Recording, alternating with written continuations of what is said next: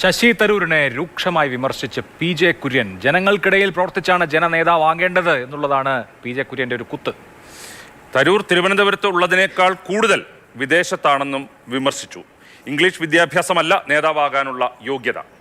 അങ്ങനെയെങ്കിൽ ചന്ദ്രനിലേക്ക് റോക്കറ്റ് വിട്ട സോമനാഥിനെ നേതാവാക്കാമല്ലോ എന്നും പരിഹസിച്ചു. ജനങ്ങൾ അറിഞ്ഞിട്ട് അകന്നു പോയിട്ടുണ്ടെങ്കിൽ അദ്ദേഹം ചെയ്യേണ്ടത് പാർട്ടിയെ വിമർശിക്കുന്നതിന് പകരം അദ്ദേഹം തിരുവനന്തപുരത്ത് സ്ഥാപിച്ചിട്ട് അദ്ദേഹം തിരുവനന്തപുരത്ത് കിട്ടുമോ ഫോൺ അദ്ദേഹം വിദേശത്ത് കൂടുതൽ സമയം തിരുവനന്തപുരത്ത് താമസിച്ചിട്ട് സാധാരണ ജനങ്ങളുടെ ഇടയിൽ പ്രവർത്തിക്കണം, സാധാരണ ജനങ്ങളുടെ പരിപാടിയിൽ പോകണം. അപ്പോൾ അദ്ദേഹം ഈ പറയുന്നതിൽ ഒന്നും ഒരു കാര്യം ഞാൻ കാണുന്നില്ല. സൂപ്പർഫിഷ്യലാണ്. പുള്ളി കൂടുതൽ സമയം വിദേശത്താണെന്ന് ആർക്കറിയാൻ വയ്യാത്തത്. ഇത് കേരളത്തിലെ നേതാവാണെങ്കിൽ ജനങ്ങളുടെ നേതാവാകണം. ഒരു MP ആയി എന്ന് പറഞ്ഞുകൊണ്ട് ജനങ്ങളുടെ നേതാവാക്കത്തില്ല. ജനങ്ങളോട് ചേർന്ന് ജനങ്ങൾ പ്രവർത്തിക്കണം, പാർട്ടിയോട് ചേർന്ന് പ്രവർത്തിക്കണം. സൂപ്പർമാനല്ല, ഒരിക്കലുമല്ല. ഇംഗ്ലീഷ് വിദ്യാഭ്യാസമോ അല്ല ഇതോ ആണെങ്കിൽ എങ്കിൽ അതില്ല. ഇതൊക്കെ ആണെങ്കിൽ ഇതിനേക്കാൾ കൂടുതലുള്ള ഒരു ഇന്ത്യയിലില്ലേ? ഇന്ത്യയിൽ ഇന്റലക്ച്വൽസ് ഇല്ലയോ? നമ്മൾ ഓർത്ത് നോക്കട്ടെ. നമുക്ക് ചന്ദ്രനിലോട്ട് നമ്മുടെ സാറ്റലൈറ്റ് എടുത്തത് നമ്മുടെ സോമനാഥ് മലയാളി അല്ലയോ? എന്നാൽ പിന്നെ നമുക്ക് അദ്ദേഹത്തെ that is not a qualification. രാഷ്ട്രീയ നേതൃത്വം എന്ന് പറയുന്നത് നിങ്ങളുടെ അതല്ല, ജനങ്ങളോട് ഒത്തുചേർന്ന് പ്രവർത്തിച്ചിട്ട് ഉണ്ടാകുന്നതാണ്. ഗ്രാസ് റൂട്ടിൽ നിന്ന് വർത്തിച്ചു വരുന്ന നേതാവ് എന്ന് പറഞ്ഞാൽ അതാണ് നേതാവ്, അല്ലാതെ നേതാവിനെ ഇമ്പോസ് ചെയ്യേണ്ടത് അല്ല. അനൂപ് ദാസ് കൂടുതൽ വിവരങ്ങൾ നൽകും.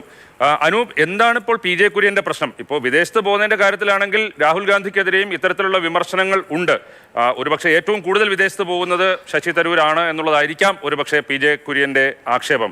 ഇപ്പോൾ ശശി തരൂർ പറയുന്നതനുസരിച്ച് തന്നെയാണെങ്കിൽ അദ്ദേഹം UN നിന്ന് വിരമിച്ച ശേഷം കോൺഗ്രസ് നേതാക്കൾ തന്നെ നിർബന്ധിച്ച് അവർ പ്രേരിപ്പിച്ചതിനെ കൊണ്ടാണ് കോൺഗ്രസിലേക്ക് വന്നു ചേർന്നത്. അതിനുശേഷം അദ്ദേഹം പലതവണ തിരുവനന്തപുരത്ത് മത്സരിച്ച് ജയിച്ചു. അദ്ദേഹം ആദ്യ തവണ ജയിച്ചപ്പോൾ തന്നെ കേന്ദ്രത്തിൽ സഹമന്ത്രിയായി. അങ്ങനെയൊക്കെ ചെയ്ത കോൺഗ്രസിൽ നിന്ന് ഇപ്പോൾ ഇത് പറയുന്നതിൽ എന്താണ് കാര്യം? പി.ജെ. കുര്യൻ എന്തിനു വേണ്ടിയിട്ടാണ് ഈ വിമർശനം ഉന്നയിക്കുന്നത്?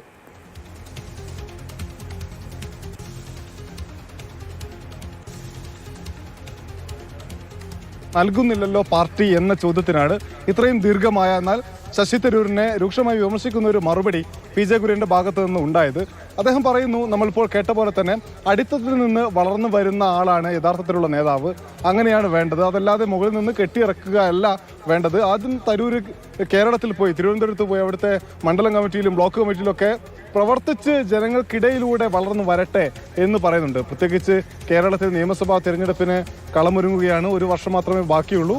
കേരളത്തിൽ ഒരുപാട് ആളുകൾക്ക് ഈ മുഖ്യമന്ത്രി സ്ഥാനത്തേക്കുള്ള ചർച്ചകൾ മാത്രമേ നമ്മൾ സജീവമായി കണ്ടിട്ടുള്ളൂ. പക്ഷെ അതിനപ്പുറത്തേക്ക് മന്ത്രിസ്ഥാനത്തേക്കും പ്രധാനപ്പെട്ട പോസ്റ്റുകളിലേക്കൊക്കെ പലർക്കും കണ്ണുണ്ട്. അപ്പോൾ നേതൃത്വത്തെ പ്രീതിപ്പെടുത്തുക എന്ന കാര്യമൊക്കെ മുന്നിൽ നിൽക്കുന്നുണ്ട്. എന്തായാലും പി.ജെ. കുര്യൻ ഇന്നത്തെ നേതൃയോഗത്തിൽ പങ്കെടുക്കുന്നുണ്ട്. നേതൃയോഗത്തിൽ പങ്കെടുക്കും മുൻപാണ് ഇങ്ങനെ ഒരു പ്രതികരണം.